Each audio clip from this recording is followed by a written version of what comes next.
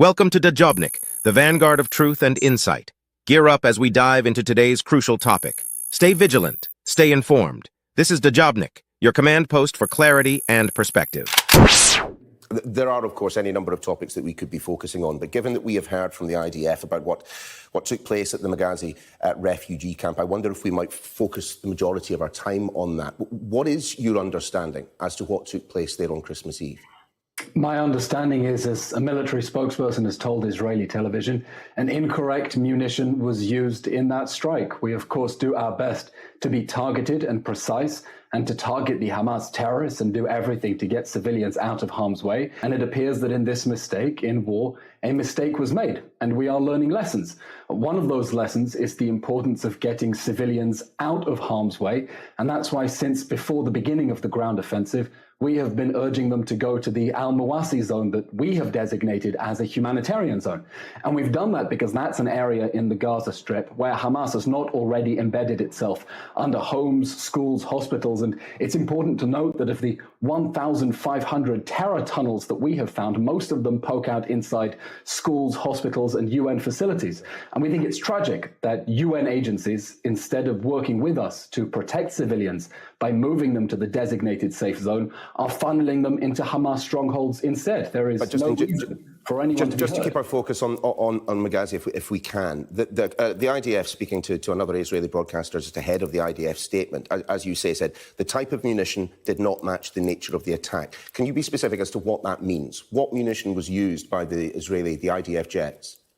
I don't know what specific munition we used. When we choose our munitions, we try to adhere very strictly to the international rules of proportionality and distinction and necessity, because this isn't a war against the people of Gaza. It's a war against the monsters who perpetrated the October 7th massacre and have spent every waking day since threatening a repeat of that massacre. In this case, it appears an incorrect munition was used, and we regret the loss of life. We don't want to see more people hurt. That's why we're calling on Hamas to surrender so the war can end immediately. And if Hamas doesn't want to surrender, we want UN agencies to help move civilians into places where they can be safe, instead of sending them into Hamas strongholds and putting them in places where they're in danger. But given that this was a mistake, a fatal mistake involving dozens of civilians, people that even the IDF in its statement have made clear were not combatants, they weren't being targeted, why an expression of regret from Israel rather than an apology? We are going after the Hamas terrorists who perpetrated the October 7th massacre, and when we do that, we take every precaution in order to minimize the risk to civilians and trying to get them out of harm's way. Of course, any civilian deaths are regrettable. We don't want to see more people being hurt. That's why we think it's upsetting that UN agencies aren't helping to evacuate them to safe zones, or instead funneling them into strongholds. And we want to see them getting to areas where they can have safety and shelter, because we don't want to see more people being hurt. Would you apologise if, as the IDF is obviously doing at the moment, conducting its own investigations, this was a mistake of epic proportions, one which involved the killing of a number of civilians and which, prima facie, could be a war crime? No, this was a regrettable mistake. This should not have happened. The choice of munition was incorrect. And when we are dealing with a very complicated war zone, an area that I'll remind you is a unique counter-terrorism challenge that no army in the history of the world has had to deal with, it is inevitable that mistakes will be made. We will not apologize for waging this campaign to bring the Hamas terror regime to justice after October 7th and bring back our hostages. And when civilians are caught in the crossfire because Hamas is operating from inside civilian areas, we think that is regrettable. But in the two statements that we have, the one that was released today and the one on Christmas Eve, IAF fighter jets struck two targets adjacent to which Hamas operatives were located on the 24th of December. 2 days ago, an Israeli army spokesman said, despite the challenges posed by Hamas terrorists operating within these civilian areas, the IDF is committed to international law, including taking feasible steps to minimise harm to civilians. Is it the Israeli position that when such steps are infeasible, as it was in this densely populated area when the wrong munitions were used, that you simply carry on regardless? It is the Israeli position that we adhere strictly to the rules of proportionality, distinction, and necessity under international law.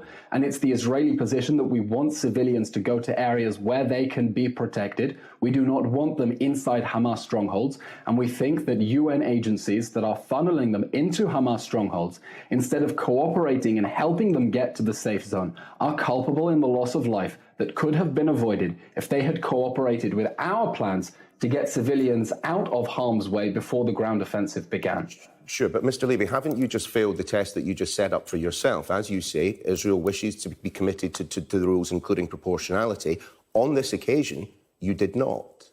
There are only so many times I can repeat that in wars, mistakes are sometimes made. And when those mistakes are made, then like mature, responsible democracies, we say that mistakes were made, that they were regrettable, that we regret any loss of life because we are trying to do everything we can to minimize civilian casualties, while Hamas has a strategy of maximizing casualties, and we continue to learn lessons and step up our efforts to get civilians out of harm's way. And one of those efforts to get civilians out of harm's way is to pressure the UN agencies on the ground that have been funneling civilians into Hamas strongholds to stop being complicit with Hamas's human shield strategy and to help us protect them by moving them into the areas where Hamas is not already operating. And then there is no reason for anyone to be hurt at all, because they will be moved to areas where Hamas is not already hiding, under their homes, under their schools, under their hospitals, and under their mosques, as we continue to expose every single day.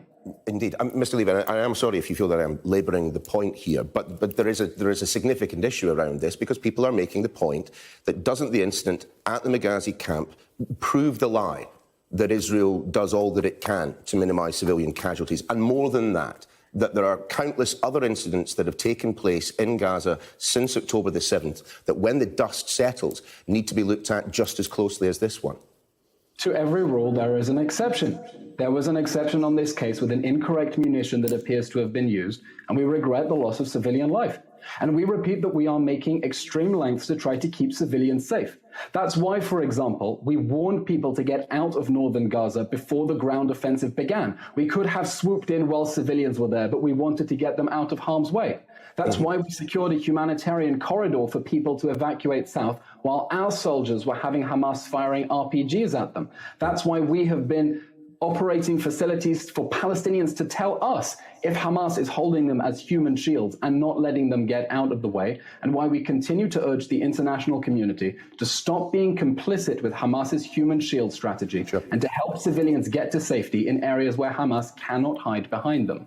Final one on this, but given the high standards to which Israel is holding itself, if the investigation proves that which the IDF has already suggested, that this was a mistake, and a mistake of catastrophic proportions, would you be able to take the high ground and issue not just a statement of regret, but an apology to the families of those who have died?